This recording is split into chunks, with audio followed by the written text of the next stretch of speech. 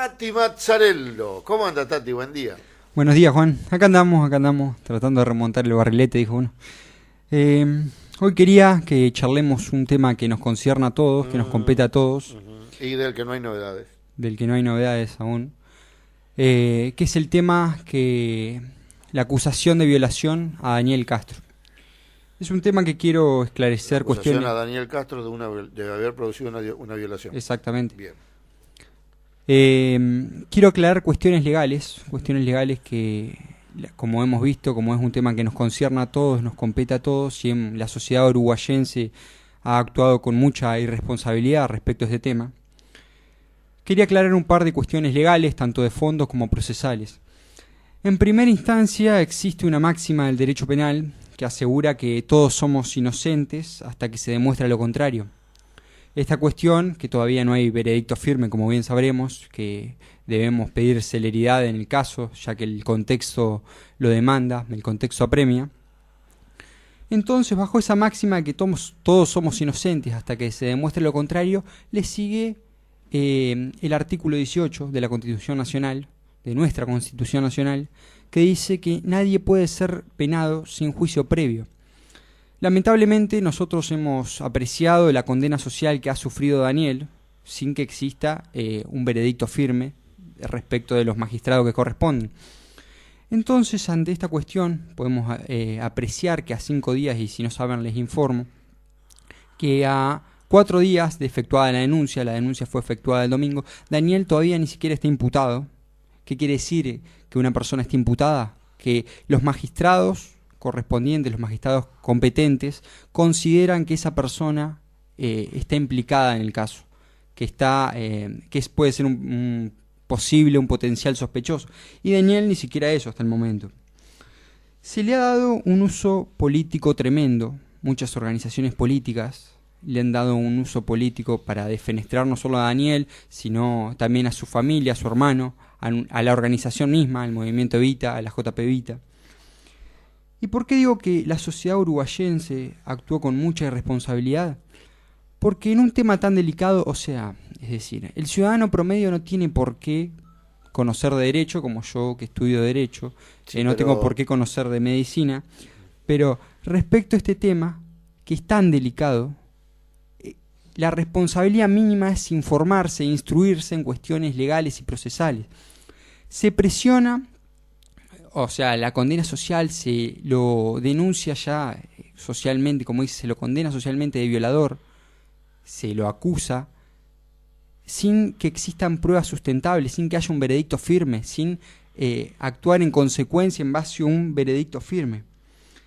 Entonces, ¿quiénes se van a hacer cargo después que, en el caso hipotético de que la justicia determine que Daniel es inocente? Porque el daño ya está hecho. Hay una cuestión acá que he discutido estos últimos días sobre la veracidad de la denuncia de la víctima, de la presunta víctima.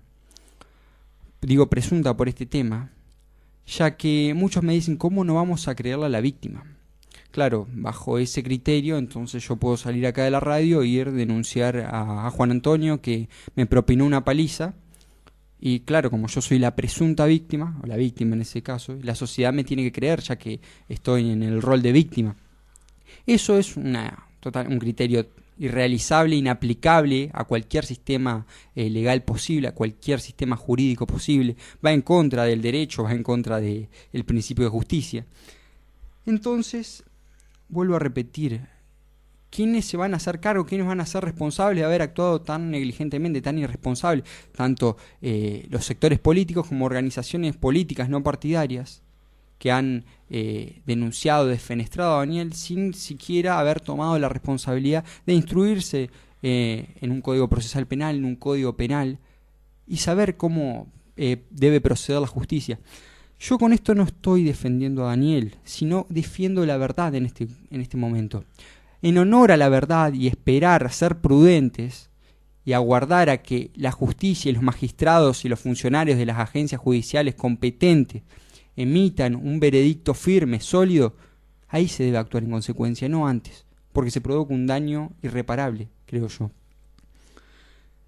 También debo aclarar cuestiones respecto a a las declaraciones de la víctima, de la presunta víctima, en el caso de que lleguen a ser falsas, que no sería la primera vez, es un delito tipificado por nuestro Código Penal, con una máxima de hasta 5 años de prisión. Y con esto quiero decir que, ¿qué quiero decir con esto? No pretendo asustar a nadie, sino quiero decir que a la justicia no se puede ir a decir gansadas porque son gansadas, por no decir otra palabra, es lo primero que se me viene a la mente. No se puede ir como si nada a alegar cuestiones inexactas, cuestiones que carecen de verosimilitud. Quiero aclarar un par de cuestiones porque también se ha dicho que era una menor la presunta víctima. Quiero aclarar que no es ninguna menor. Y en el caso de que exista un falso testimonio, debe hacerse responsable porque en teoría está dentro de todas sus facultades. Me interesa saber qué opinión tenés respecto a este, Juan. Como ya bien dije, es un tema muy delicado, muy, muy amplio y las opiniones varían mucho en estos tiempos. Bueno, sí, las opiniones varían mucho, pero hay 3 o 4 cosas que son, digamos, invariables. Y una de ellas es que nadie puede alegar ignorancia en su defensa. Quiere decir que de aquí en adelante, toda la gente que lo acusó a Daniel, si Daniel si no es declarado culpable, toda esa gente queda a expensas de que Daniel puede iniciar alguna acción para de alguna manera resarcir el daño provocado, porque recordemos que Daniel tuvo que renunciar a su trabajo, porque es un trabajo de educador y no puede estar en contacto con menores de edad, pesando sobre él una condena social tan grave como es la de una violación. Además, se presentó como una violación de una menor, se habló de una menor de 16 años, lo que no es correcto, no es que no sea correcto, no es verdad. El problema es si esa presentación en sociedad se hizo a sabiendas de que la chica no era menor y en todo caso se buscó agravar la condena social mediante la utilización de una sensibilidad social que está correctamente exacerbada respecto de los delitos de característica sexual y de violencia de género, que en definitiva también es lo que se persigue correctamente en estos casos, porque se está tratando socialmente de variar una conducta social reprochable. Por otro lado, todavía en el código penal está que el denunciante tiene que demostrar la culpabilidad para que no es al revés. Sí, el que alega prueba.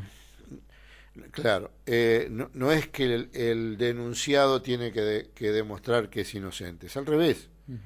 Sea cual fuera, el único que tiene que demostrar que es inocente es el funcionario público acusado de algún delito contra la administración pública, contra el erario público. Pero todos los demás son, que tampoco es culpable, pero él tiene que demostrar inocencia, digamos. El funcionario que esté acusado de delitos contra el erario público tiene que demostrar su inocencia, pero no es culpable. Tampoco es culpable nadie que sea acusado de nada, y el que acusa tiene que demostrar la culpabilidad del otro y además ofrecer todos los elementos de prueba que sean suficientes para un juzgamiento correcto, legal y legítimo. Acusar sin escuchar me parece que es lo más rápido que podemos hacer, y además la característica de la prensa hace que uno, inclusive con otros colegas que siguen el caso y que tienen más cercanía con la problemática del delito por la especialización que han elegido,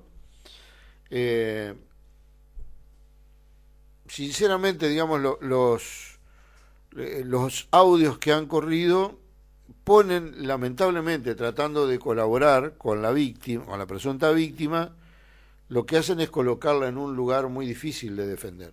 Sí. Porque algún familiar incluso de la presunta víctima y algún amigo del grupo de la presunta víctima hablan de la presunta víctima casi, yo diría que muy fácilmente se podría, con esos señalamientos a la presunta víctima, podría en todo caso generar una causa de daños y perjuicios morales. Sí, sí. Es decir, están arrastrando también el nombre de la persona presuntamente victimizada. Sí, totalmente. Así que es un tema muy delicado. Y por otro lado, uno, al haber intercambiado tiempos con Daniel, yo conozco su familia, sus hermanos, sus padres, y todos somos buenos hasta que dejamos de serlo. Uh-huh. Pero no parece conllevar una personalidad como la de Daniel a un terreno como el que se lo está acusando. En principio uno además prefiere dejar correr en el ámbito que corresponda la problemática que se trata, precisamente para no generar en los que ya están dañados por un presunto delito un daño mayor, porque cuando uno dice que las cosas no fueron así, lo que está diciendo es que el otro miente, en definitiva. Y uno no está seguro de que el otro mienta. Entonces, para no herir más la susceptibilidad, lo que uno puede decir es que en principio uno se permite dudar de que esa persona, con los valores y las características que ha demostrado, cometa un delito aberrante, como es un delito de género y un delito de violencia sexual. Es todo lo que yo puedo decir. De todas maneras, digo, insisto con ese término, uno no tiene por qué saber, por eso te iba a interrumpir un segundito en ese sentido. Yo coincido con vos que nadie tiene la obligación de saber todos los vericuetos de la ley, pero lo que no puede hacer es alegar ignorancia en su defensa. Sí. Todos tenemos la obligación de saber. Entonces, antes de hacer la acusación o antes de alegar en favor o en contra de determinadas circunstancias, lo que hay que hacer es prepararse, porque al momento de la repregunta uno no puede decir no sé. Claro. Uno puede no saber y cuando le pasa aprender, pero lo que no se puede es tratar de ejercer un derecho sin el conocimiento de las consecuencias que pueda tener ese ejercicio. Uno no puede alegar ignorancia en su defensa.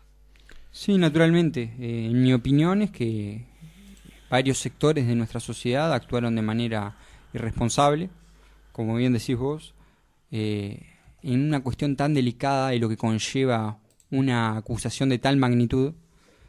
Correspondía informarse, instruirse mínimamente en cuestiones elementales.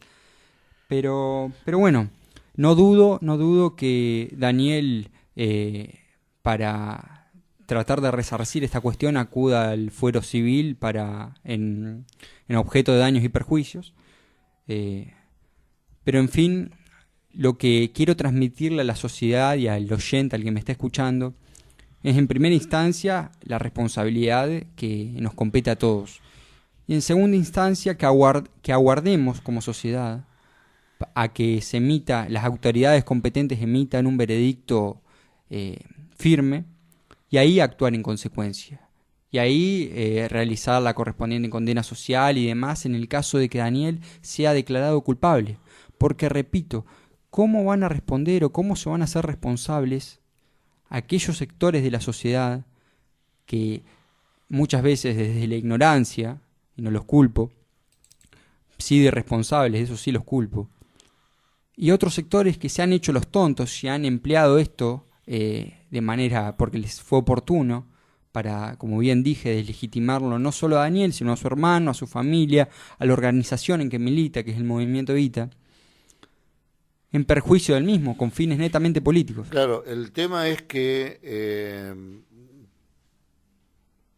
insisto, está mal utilizado, pero de ser culpable sería doblemente grave por ser una persona, la víctima, también de esa agrupación, y se presume que la persona de alguna manera mayor no es que esté a su custodia, pero tiene un nivel de confianza que hace vulnerable a la víctima. Entonces, la denuncia está realizada. En principio la realizó solo la mamá y era su denuncia simplemente, es decir, que no tenía un precepto, digamos, un delito preclasificado. Luego vino la denuncia de la presunta víctima. Ahora hay que esperar el tiempo de desarrollo de la justicia, pero el detalle que vos dabas desde el punto de vista legal es que Daniel no está acusado formalmente por la justicia. Claro, no está imputado aún. No, todavía sí. no. Eso lo quiero hacer mucho hincapié respecto a eso, porque Daniel al día de hoy no está imputado, es decir, no está implicado en el caso. Bien. Para los magistrados aún no corresponde asociarlo al caso directamente.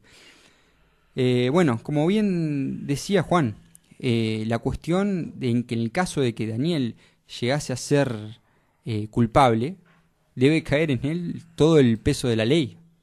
Pero la cuestión acá es si no, el daño que ya está hecho. Daño que ya está. Claro. No tiene reparación. Bueno, Juan, en fin eso, quería aclarar esas dudas, esas cuestiones, y bueno, aclarar la mirada, dijo José Larralde. Bueno. Muchas gracias, Juan. Tati, gracias a vos. Hasta luego. Tati Mazzarello y su columna, ¿cómo sería? De los jueves. Bueno, de los jueves.